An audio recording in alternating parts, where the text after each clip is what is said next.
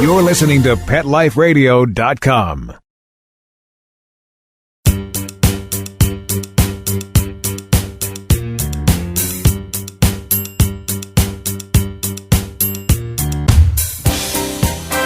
Hey everybody, welcome. I'm Jamie Magdahl, and this is Pets Mean Business episode number maybe 28. I could be wrong. It could be 27, could be 29, but that's okay. It doesn't need to be exact science. The important thing is that we're here and that we've been doing this for some time, and it's been going great. And thank you so much for the feedback, the emails, the follow-ups, the everything. So glad that the people that we have had here on the show have been meaningful and that they've helped you, and they've helped you to kind of expand your horizons and your thought processes. That's what this is all about. That's what Pets Mean Business is. That's what this pet industry is about. It's about finding things that work for you so you can live the best life in the passion of pets. I don't think I've ever said passion of pets, but you know what I mean.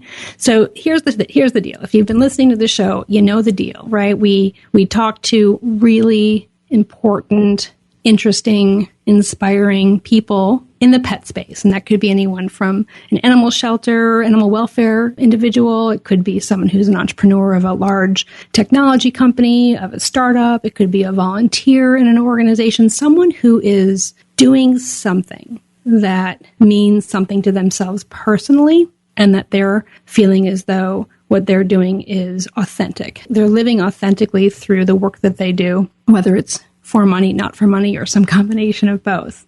And so it's the fact that those people, these folks that are on the show, they're the ones that are building and growing and working in this massive $60 billion pet industry. I've been in the industry for 20 years.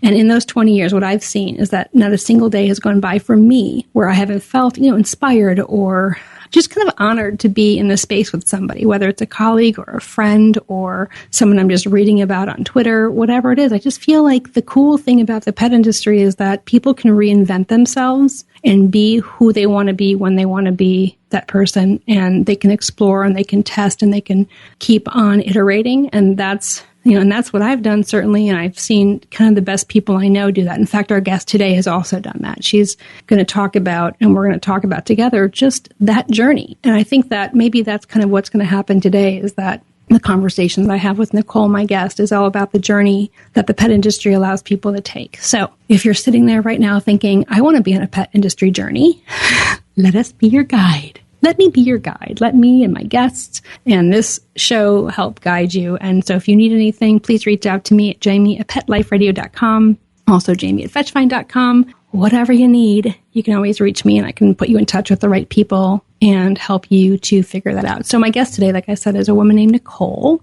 So full disclosure, I always say, because the nice thing is that I've been in the industry for so long that I have I have a very wide network. So sometimes, as you've noticed, a lot of the guests that come on are people I've known for some period of time. Nicole is no different. So full disclosure, I've known Nicole for, I don't know, we'll just call it 7 or 8 years, maybe a little bit more. She'll tell us when she comes on. And she actually, for me, and part of the reason that I wanted to have Nicole on the show is she really does embody the idea of a journey and perfecting what it is to be figuring things out. There's like a perfection in figuring things out, and then there's a perfection execution, and there's something in the middle, and I think that she really embodies that. And as we talk to Nicole, we'll learn more about that. Nicole is a training director, the national training director for one of the largest training companies in the country called Paradise for Paws. And I'll let her talk about who Paradise for Paws is and their growth and their expansion. But Nicole's got a really big, really important job. And I don't think she even realizes how big and important it is. But I do. And that's part of the reason I wanted to have her on too. Not just because I think she's really interesting and smart and has done some great journeying in the pet industry, but she has a really big job. So my guest is going to be Nicole Stewart. And she's going to come on after the break, and we're going to talk about her journey, her passions, who she is. I think you'll find things about her that are going to inspire you. And I know that she'll be available to you for questions as well, and you can always follow up with her. So when we get back from the break, it'll be me, Jamie, and my good friend Nicole Stewart, and we'll talk all about what it is to be a dog trainer, but so much more than that. So thanks for being here. Thanks for letting me ramble on. We'll be back in a minute.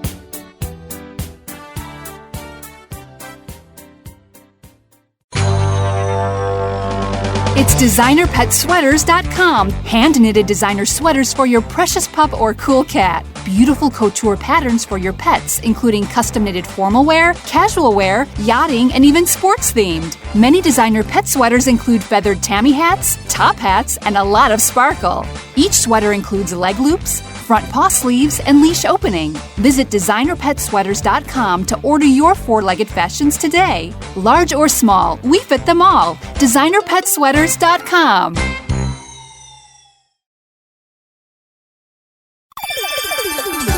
Let's Talk Pets on PetLifeRadio.com.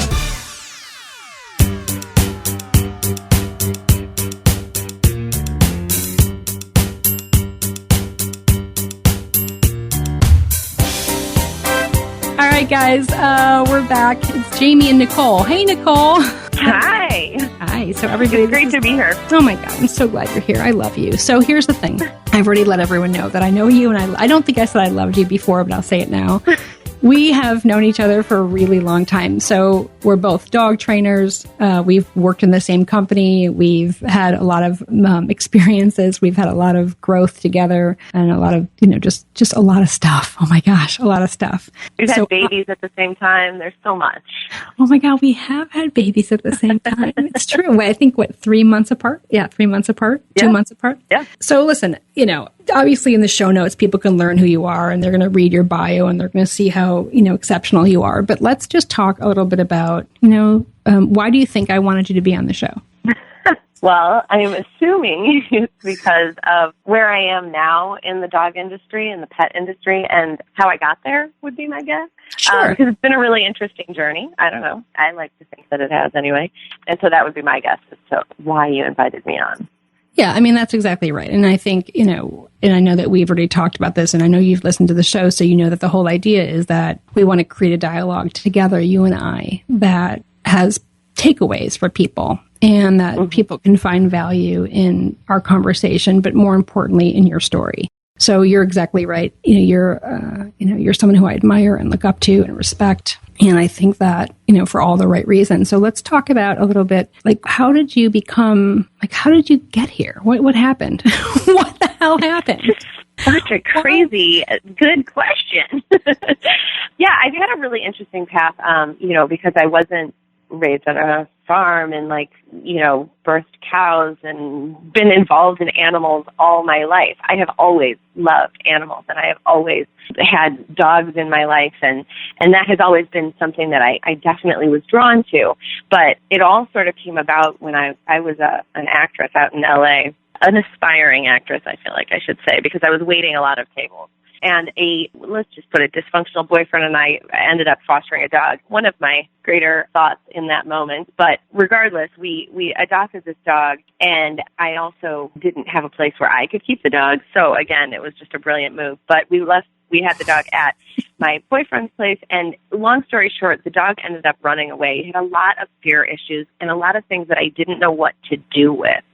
Really a high reactivity on leash, and it was a bit of an overwhelming dog as it was. And then when he ran away, I spent weeks and weeks and weeks searching the internet, going to shelters, spending a lot of time in that world, and just wondering, there's got to be something we can do about this. And what I did know about me is that when I found myself the dog had bad reactivity issues, I had no idea what to do.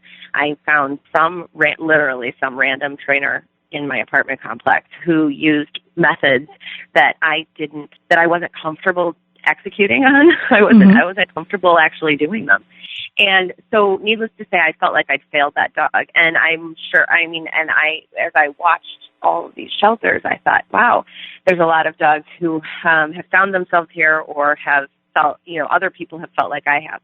So I ended up, funny enough, sort of down the internet hole, and you look from one place to another. So it starts with shelters and looking, and then all of a sudden I found myself looking about being a dog trainer and what that meant. And luckily I happened upon a man named Paul Owens, who it was a positive reinforcement dog trainer who had a year-long program in LA.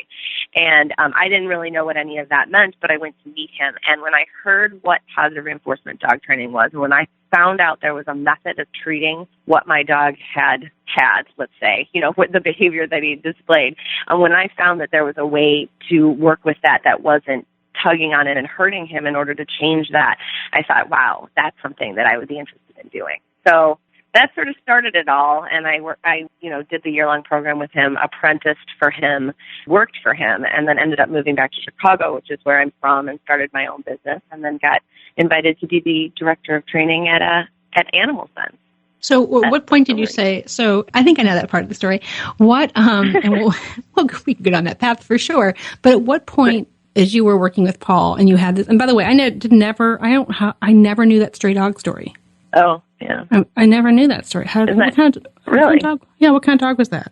He was some sort of pitty lab mix, but small, but really, really, really reactive and fearful. What I know now is to be fearful. At the time, I was like, I have no idea what's happening. But isn't that funny? Not anything I've ever experienced. Yeah. Isn't that funny? And now you look back and you're like, that was so obvious. How did I not know what to label that as? Which is, right. Which is why we do what we do as dog trainers, because you've got to give people a language. And that's really what dog training is giving them language and then tools. But I digress.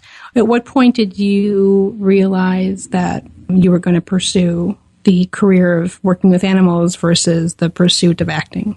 Well, I really think that I was in the process of pursuing both while I was in LA, and still, was actively trying to do both. It was hard to do everything, and that became a trying experience. And through several reasons, I decided to move back to Chicago. And I think it was then when I came back here, I got some temp job at a reception desk, which gave me lots of time to think. And and I was like, do I want to make this a thing that I do? And can I do this? Right? And so I decided to just try putting it out there a little bit. And so I would work at the reception desk and then go and train clients as they came up. And I was lucky enough and had a pretty good rapport with people enough to get a nice set of referrals that then allowed me to say, okay, I'm ready to jump off and maybe this is going to be something that I'm going to do for a long time. I then got a part-time job and then worked both of those, and then eventually was able to just run my own business and do that. And that was pretty awesome. Do you still long for the theater? The theater. It's interesting. I long for a creative life.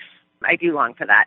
There is creativity in what I do, and what I get in dog training and in the things that I do now for Paradise for Paws is I'm able to present, lead, mentor, inspire, and create some. So I'm able to sort of wrap that into what I do. So I do miss it. I do get some of what I need within Paradise for Paws, but I do miss the active creativity, I think. And that's probably the biggest piece that I miss. I don't really miss the actual getting out there and auditioning and getting ready for 2 seconds of audition. I don't miss that so much.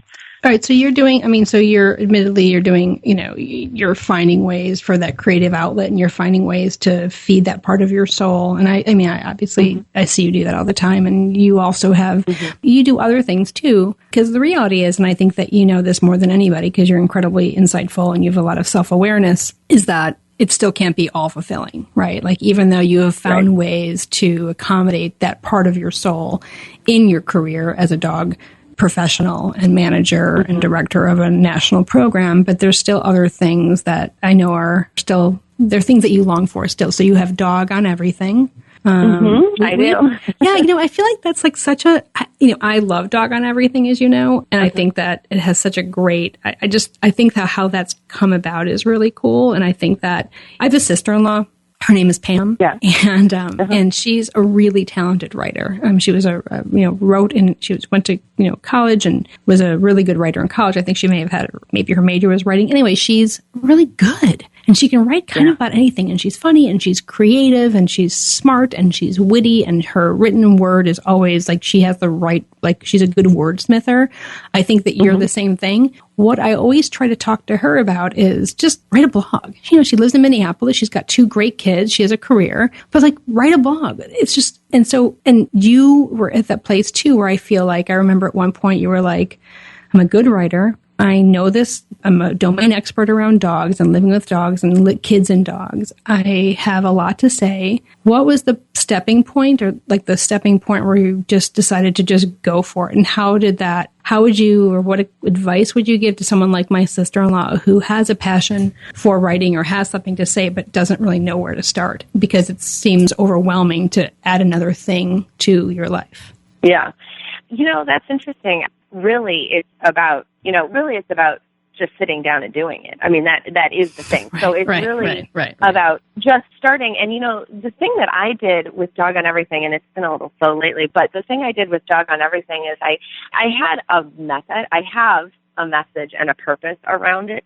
And so I just started writing things without worrying about putting it up on a blog or figuring all that, because that took a little bit of a learning curve for me. It's not really where my strong suit lies. And so I just started writing things, and then, that would be a good one. And so I wrote down a list of things that I would write about going forward. I still have that list, and I still will get to all those things, I'm sure. But I think having like a purpose behind, and then just writing. I mean, I have a friend who's a writer out in LA. He's a screenwriter, and he's like, honestly, the only trick there is, and everything I read, this is the only trick there is to literally write every day. Mm-hmm. And I was like, okay, all right. So I can manage that. I mean, I can figure out some way to do that. It's not always easy to fit it in. So, 30 minutes may be all I get. And sometimes that's what it takes me to get ramped up and writing like I like. But sometimes I have more time. And when I do, that's when I try to capitalize on that. All right. Talking about your time is also something that I want to really dive. Managing a lot of people, a creative flame that you're constantly fanning. You're managing a national comedy, amazing thing. So what I want to do, we're going to go to break. We're going to come back. And when we come back, let's talk about that. Let's talk about how you approach those challenges and some things that you do that you think that you could do better, or that you feel like you've kind of finally figured out, and we'll go and we'll kind of explore that together. So when we get back, we'll do that. So guys, thanks for hanging out here. This is awesome. You're with me, Jamie Migdal, your host on Pets Mean Business, with my wonderful guest, Nicole Stewart, National Training Director for Paradise for Paws and Animal Sense. And we'll get that data out too, and that's in the show notes, so you know who she is and where to find her and her cool company. But we'll be right back after the word from our sponsor. Thanks.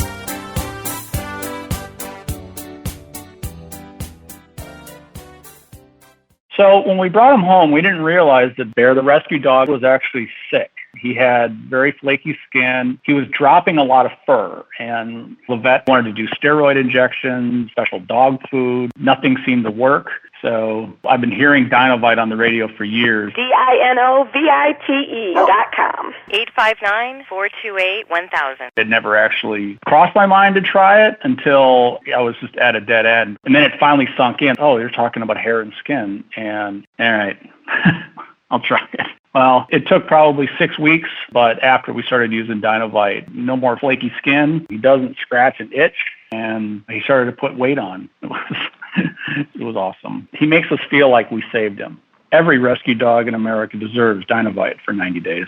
I wish that we would have started the Dinovite right away. It would have been so much easier. 859-428-1000. DINOVITE.com. Are you having trouble getting the word out about your new pet product or invention? Let Whitegate PR open the gate to your marketing and public relations efforts. We've been specializing in public relations in the pet industry for over a decade. From press releases to media relations and publicity to pet trade shows and launch events to social media, the pet-friendly team at Whitegate PR has you covered.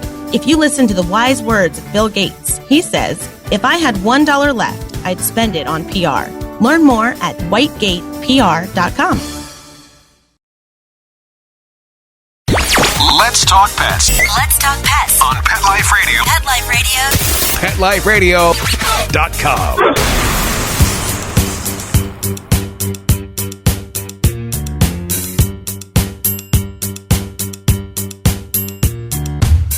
Hey everybody, welcome back to Pets Mean Business. I'm Jamie Migdal. I'm your host, and we're sitting here talking with a dear friend of mine, a very talented dog trainer, a very accomplished professional, a creative, a mom, a wife, a friend, a sister, a daughter, many, many things. Everyone, we all wear a lot of hats. And I think it's really important too, when you're talking to somebody or you're thinking about somebody and you're kind of sending them love and sending them whatever kind of feelings you want to send them, thinking about all the hats that people wear. And thinking about thinking about kind of what their challenges are and what they're being held accountable for and what they're being held, what kind of standards they're being held to.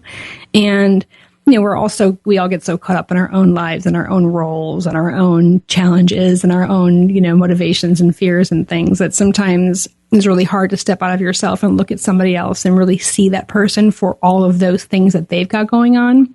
And in this show, it seems like that always somehow comes out, like this kind of multi-layered piece of people and how that plays out. And of course, the background to the conversation is always the pet industry, but sometimes it really isn't. And I think with you, Nicole, yes, the background is the pet industry because that's why we're on the show. That's the name of the show. That's how we know each other. That's how you earn a living. That's what you do with 90% of your professional life is working with animals and things. But, you've got a lot. Like I just said, you've got a lot of roles and you have a lot of responsibilities and a lot of people look to you for things. I mean, everything from being fed, right, to, getting them to ice skating practice, to, answering text messages about, this person needs this and clients and your boss and your staff and your friends. I mean, you have so much. So what are some of the things that you find, like tools that you use or some strategies that you employ so you can have some, I never use the word balance because I don't think it's possible, but what are some of the things that you can, it's just completely, it's a silly phrase. The only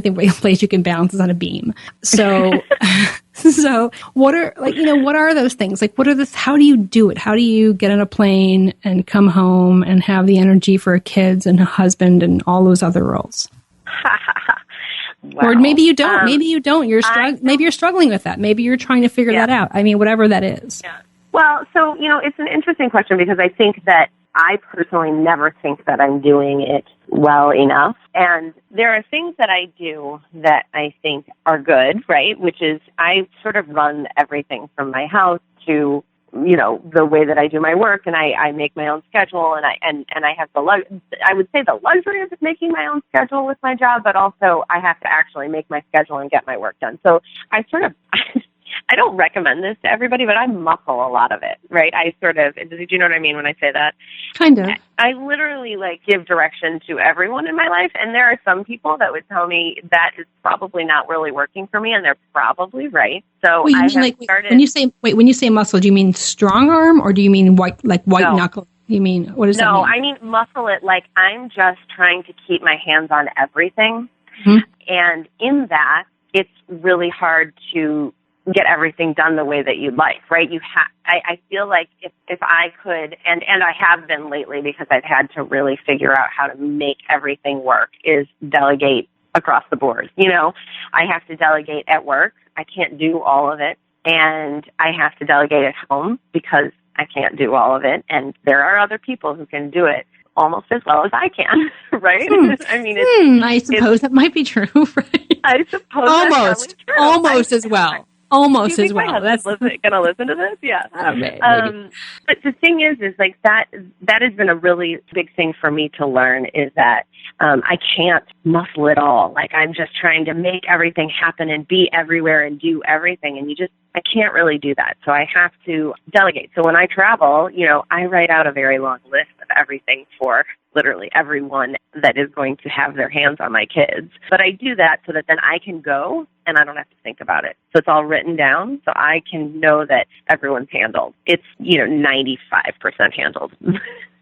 But regardless, it's good, right? That's a way to go. And at work, I'm always trying to delegate some things and create a little bit more space from me working in the business and actually running the business. And that has been my biggest goal since, the past couple of months. And do you see it working? Do you see that you're having some traction around that? Do you feel like that implementing some of this delegation and some of this pre-planning, do you see that you're getting a better handle, or do you feel like you still have a long way to go? I'm getting there. There's still a way to go. There's things that I need to put into place to allow that to happen. But I'm getting there. I have a plan, and it's just about slowly every day creating a situation so the plan is in place and working, right? So but it's been interesting. Do you really feel like, obviously I'm a working mom too, so I can totally relate to all of the different pieces around the struggles and the challenges and the ups and downs that come with that. But do you ever, other days, or maybe even, we can even break it down to hours or even minutes where you feel like, I got it. I'm killing it. Like, I just need to keep this up. And in those moments, do you feel, are those like your most authentic moments, or are your most authentic moments when you're like, I just have so much further to go and I want to keep perfecting this?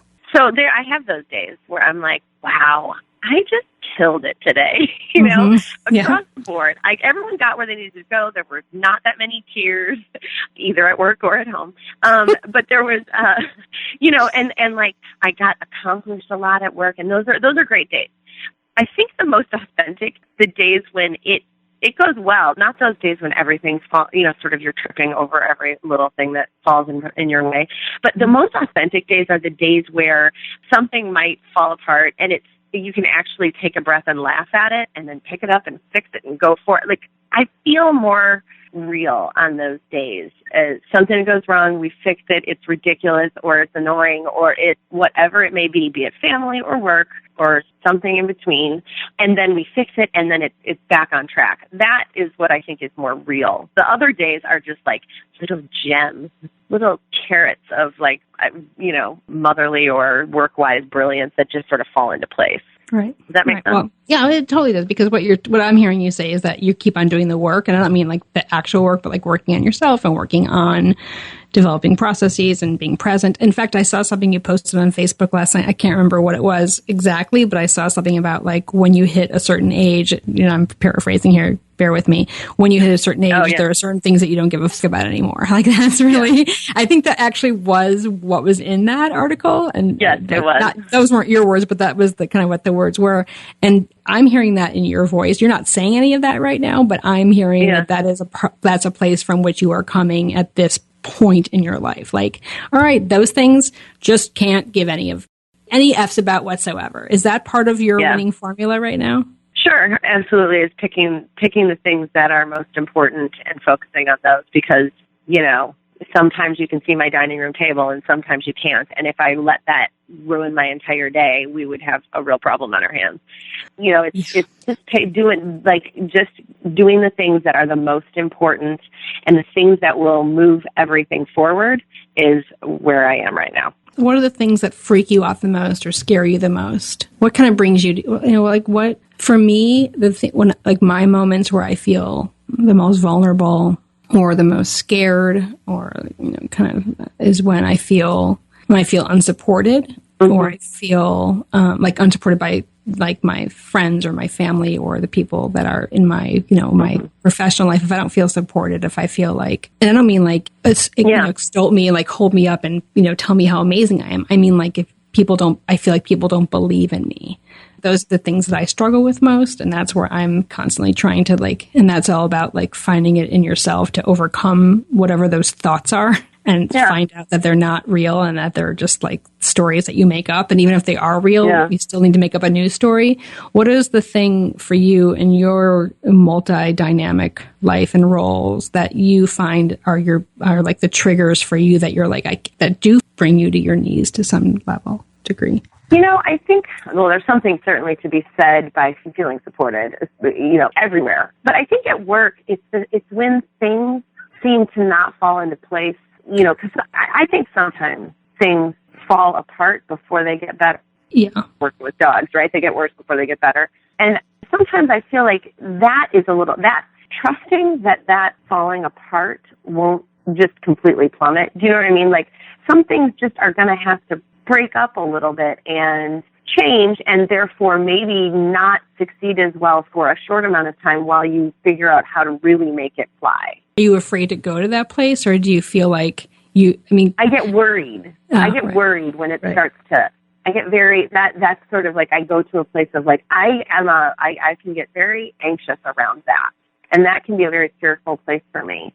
And it's almost like sometimes for me personally, I have to go through and be really afraid for a minute and then be like, well, now what am I going to do? Just sit in the corner, curled up in a ball? I can't do that. So then I'm able to kind of pick myself up. I can actually get fearful like that. And sometimes I need to just feel it, right? I just need to feel it. And then I'm able to, if I fight it too much, then it just brings me down further. So it's like, if I can just feel the fear and then start to do what it takes to change the course of whatever I'm talking about. But specifically, I can think of things at work where I'm like, this is what it is. Let's make it better. Let's do little things to make it better every day. At home, the things that I think are fearful, that bring me my knees the most are my kids and their happiness and success. I want them to be happy and successful. And I think worrying about that and, seeing them do things that won't get them there and helping them. It's really like wearing your heart outside your body. And I have it twice, right? Some people have it 4 times, which I can't even imagine. But I have 2 little pieces of my heart running around on a day-to-day basis, and I feel that feels a little scary to me and overwhelming sometimes. Okay, I'm just trying to keep myself together. I had a situation just this past, I guess it was last weekend, that for the first time, my daughter, Sadie, obviously you know Sadie, she's 4.5, and for the first time I saw her hurt by somebody and by what somebody said and did. Like authentically, deeply raw, like very raw hurt in her face, on her eyes, like in her eyes, on her face, how she reacted to this particular wronging, how someone had wronged her. They accused her of something. It doesn't matter. They accused her of something that I know for a fact didn't happen the way that the person, it was such a little thing in the 4-year-old scheme of life. It was just someone got their finger stepped on. It was such a silly little thing. But she was so torn up and cried in a way that was so visceral and so painful. That night we went to bed. She was laying in bed with me and she ended up falling asleep. And I looked at her and I haven't even shared the story with Drew yet, my husband. I looked at her and I just started crying. And like I could not stop crying. And I just felt like, I felt like no matter what I can do well in this world, like that moment that happened earlier, like that's not something that I can't ever protect her from that, but how do I prepare her for that? And so I it's like you, I can, delegate things and run companies and do this and do that and plan and strategize and collaborate and create, I'll cooperate at that too. Let me tell you, all that. But there's like this one thing, right? And I think that's where being a working mom is really challenging. There's this one area that like, no matter what, like you have to take a different strategy and a different approach because it's the long game. And it's a long game for everything else that we do too, right? Relationships and work and career and creating and all that stuff. But with your kids, I love what you said that it is a different level of fear and of thinking and a different strategy that must be at play to be successful in that arena of being, not just being a parent, but being like being open to all of the things that happen and being willing to modify. It's actually dog training. Yeah. It's funny because someone said to me once, they were like, you do the best you can and then you make sure that you pay for their therapy later. And I'm like, I'm always kind of looking, I'm like, this the thing that I'm going to be paying for later, but it's like, it's because you just can't protect them from everything. But it also, the other thing to keep in mind, I think, is that it benefits them, right? All those little hurts and recoveries benefit them. So it's like, just like puppies. Hard to watch. It's literally just like puppies. We talk about being dog trainers. We always think about, I'll never forget my mentor, Alice, sit down to the vet. She always says, the little stressors make for the strongest dogs. And it's true. Like all those little teeny stressors as puppies, you cannot put a puppy in a bubble and expect them to be a successful adult dog. And same thing. Well, that's a really nice way to kind of come to the conclusion of this conversation. We can bring it right back to dogs. And that's the thing, right? Can't you bring everything to dogs? Everything. Dog training is life. Like it imitates life like art. I will tell you that I am convinced that I am a better parent because I was a dog trainer first and learned how to be a prevention and management, setting dogs up for success, and then taking that and being a parent. It has helped me a great deal. I'm not perfect by any stretch, but that has been helpful. Unquestionably, couldn't agree with you more. And I think, I've talked to a lot of the folks that we've interviewed on the show, or that we've had as guests rather, have been parents, but I feel like this is a really interesting dive into that and its juxtaposition to dog training and career and all that stuff. So thank you for going there with me. Thank you so much. We didn't really talk much about your career. We'll have that in the show notes. I love that we just went kind of everywhere but that. But, so we'll put in the show notes Paradise for Paws and Animal Sense and Pooch Hotel because you're associated with all of those organizations. Everybody, just so you know, Nicole runs a national training business. Nicole, how many trainers, just for some quick metrics on this, how many people are you responsible for nationally? Approximately. You can do it approximately. Give or take like 20 at the moment, but we're in the process of hiring nationally right now. Right. So you're running a program that's going to be people from coast to coast. Is that where from what's California? Yeah. Coast to coast? California, Massachusetts, Connecticut, Texas, Dallas, and Denver. All right, so this Chicago, is a large, so what Nicole's talking about, just to give some context, it's a large boarding and daycare facility called Paradise for Paws, which then expanded and bought the Pooch Hotels, expanded into the Pooch Hotel brand, which is the Petco arm of their boarding and daycare. So big stuff happening for Nicole. If you just kind of put that next to all of the things that you were talking about earlier, I got this stray dog, and now you're running, one of the largest training programs in the country. That's the journey, man. That is the journey. Yeah. I just sometimes can't believe that I went from there to here. It's really interesting. Yeah, it's really, to use a overused quote or phrase, it's really inspiring. And it also just shows you that you're the kind of person who just keeps herself open to all of the possibilities that happen. And I keep watching you and I keep seeing that. And I just think it's how you handle it is quite poetic. So on that note, you're welcome, darling. So on that note, we'll make sure that you have your contact information. So hey, if you're listening and you want to be a dog trainer, by the way, let's just do let me say this real quickly. If you're looking for a job being a dog trainer, then you can reach Nicole at animalsense.com, just like it sounds, or you can reach me and I can put you in touch with her. So hey, look at that. Yeah. Yay! All right. So have some, I know that dog training usually takes a break around August. So I know you're going to be doing a lot of admin stuff. So that's good. You can take a deep breath. You can get yourself recalibrated for the school year and keep having awesome success and kicking some massive ass. Thank you so much for being my guest. I really appreciate it. Thanks for having me. I appreciate it. You're welcome. All right, everybody. This was episode number whatever, 27, 28, 29. We don't know anymore. Thank you so much for listening and being here with Nicole and I and letting us do all of our momming thing that we did. It was nice to be able to do all together. You've been listening to Pets Mean Business on Pet Life Radio Network. I'm Jamie Migdal. I'm your host, and I will look forward to being with you next time. Have a great rest of your day. Let's Talk Pets every week on demand, only on PetLifeRadio.com.